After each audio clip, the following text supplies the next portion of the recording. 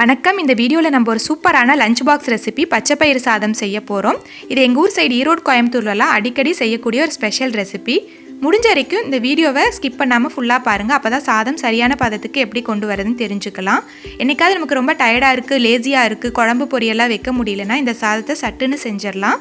இது செய்கிறதுக்கு இன்றைக்கி 1 டம்ளர் அரிசியும் 1/2 டம்ளர் பாசிப்பயிறு, அதாவது பச்சைப்பயிரும் எடுத்திருக்கோம். இதை நல்லா கழுவி சுத்தம் பண்ணிவிட்டு ஒரு 10 நிமிஷம் ஊற வச்சுக்கலாம். அப்போ தான் சாதம் சீக்கிரம் வெந்து வரும். இது ஊற நேரத்துக்குள்ளே இன்றைக்கி நம்ம குக்கரில் தான் சாதம் செய்ய போகிறோம். அதனால் குக்கர் வச்சுட்டு ஒரு 2 டீஸ்பூன் அளவுக்கு நல்லெண்ணெய் அல்லது தேங்காய் எண்ணெய் சேர்த்திக்கலாம். எண்ணெய் சூடானதுக்கு அப்புறமா ஒரு 1/4 டீஸ்பூன் கடுகு, 1/4 டீஸ்பூன் ஜீரகம் சேர்ந்து பொரிய விட்டுருக்கலாம். அதுக்கப்புறம் ஒரு 6 பல் பூண்டை தட்டி வச்சுருக்கோம், அதையும் சேர்த்திக்கலாம். பூண்டு தட்டி சேர்த்தா தான் நல்லாயிருக்கும். இதுக்கு 2 பச்சை மிளகாவை 2ஆக கட் பண்ணி சேர்த்திக்கலாம். இது மைல்டான காரத்துக்கு தேவைன்னா சேர்த்திக்கோங்க, இல்லைன்னா ஸ்கிப் பண்ணிக்கலாம்.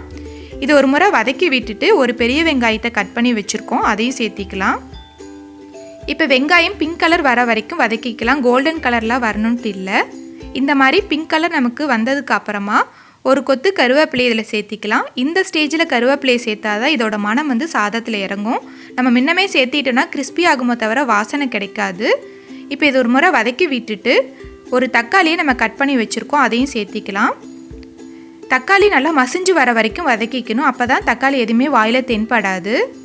இந்த மாதிரி வந்ததுக்கப்புறம் இதில் 1 டீஸ்பூன் சாம்பார் பொடி, 1/4 டீஸ்பூன் மஞ்சத்தூள், அப்புறம் தேவையான அளவுக்கு உப்பு, ஒரு 1/4 டீஸ்பூன் பெருங்காயத்தூள், இது எல்லாத்தையும் சேர்த்து நல்லா வதக்கிக்கணும். ஒரு 30 செகண்டாவது வதக்கினா தான் மசாலாவோட பச்சை வாசனையெல்லாம் போகும். இப்போ பாருங்கள், மசாலாவோட பச்சை வாசனையெல்லாம் போயிட்டு எண்ணெய் பிரிஞ்சு வர ஆரம்பிச்சிருச்சு. இந்த ஸ்டேஜில் சாதத்துக்கு தேவையான அளவுக்கு தண்ணி சேர்த்திக்கலாம். நான் வந்து 3 டம்ளர் தண்ணி சேர்த்திருக்கேன். 1 டம்ளர் அரிசியும் 1/2 டம்ளர் பயிர் எடுத்ததுனால 1/2 டம்ளருக்கு நான் 3 டம்ளர் தண்ணி சேர்த்திருக்கேன். நீங்கள் நார்மலாக சாதம் வைக்கிறதுக்கு எவ்வளோ தண்ணி வேணுமோ அந்தளவுக்கு சேர்த்திட்டு இது ஒரு கொதி வர வரைக்கும் வெயிட் பண்ணலாம். இந்த மாதிரி கொதிச்சதுக்கு அப்புறமா நம்ம அரிசியும் பருப்பையும் சேர்த்திக்கணும். அப்போ தான் சாதம் வந்து நல்லா உதிர உதிர கிடைக்கும். இப்போ நான் அரிசியும் பயிரையும் சேர்த்திக்கிறேன். அரிசியை சேர்த்திட்டு இது ஒரு முறை நல்லா கலந்து விட்டுட்டு உப்பு காரம் கரெக்டாக இருக்கான்னு சொல்லி செக் பண்ணிக்கலாம். நமக்கு உப்பு வந்து 1 பிஞ்ச் அதிகமாக இருக்கணும், அப்போ தான் சாதம் வெந்து வரும்போது சரியாக இருக்கும்.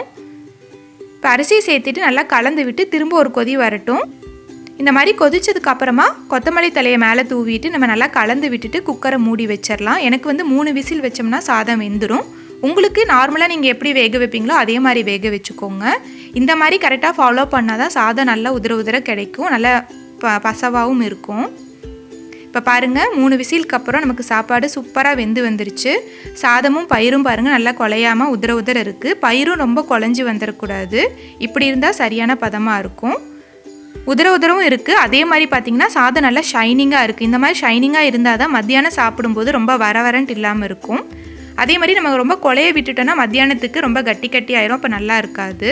இது நமக்கு சரியான பதத்தில் இருக்குது. இப்போ நம்ம லஞ்ச் பாக்ஸ் ரெசிபிங்கிறனால இதை நல்லா ஒரு முறை கலந்துட்டு லஞ்ச் பாக்ஸ்க்கு மாற்றிக்கலாம். இதுக்கு எந்த சைடிஷ்மே தேவைப்படாது. வடகமோ ஒரு ஊறுகாவோ வெறும் வெங்காயம் கூட வச்சு சாப்பிட்டுக்கலாம். இன்றைக்கி நான் உருளைக்கிழங்கு வறுவலும் பொடலங்காய் பொரியலும் செஞ்சுருக்கேன். இந்த ரெசிபியை நீங்களும் வீட்டில் ட்ரை பண்ணி பார்த்துட்டு உங்களோட கமெண்ட்ஸை கமெண்ட் பாக்ஸில் போஸ்ட் பண்ணுங்கள். இந்த வீடியோ உங்களுக்கு பிடிச்சிருந்துச்சுன்னா லைக் பண்ணுங்கள், ஷேர் பண்ணுங்கள். இது வரைக்கும் நிது ஹேண்ட்கிராஃப்ட் சப்ஸ்கிரைப் பண்ணாமல் இருந்தால் மறக்காமல் சப்ஸ்கிரைப் பண்ணுங்கள். தேங்க்யூ.